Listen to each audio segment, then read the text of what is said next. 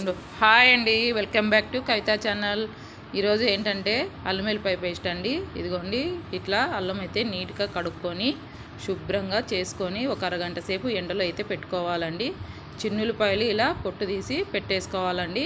ఈ పేస్ట్ పట్టిన తర్వాత ఫ్రెష్గా ఉండడానికి ఒక నిమ్మకాయ అయితే వాడుతున్నాను. ఇది చిన్నిపాటి టిప్ అనుకోండి.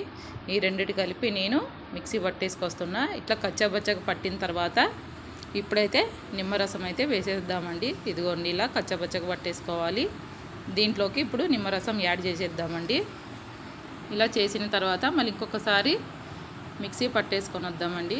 ఇది ఒక నెలన్నర పాటు అయితే ఫ్రెష్గా ఫ్రిడ్జ్లో పెట్టుకుంటే ఉంటుందండి, నిలువ ఉంటుంది.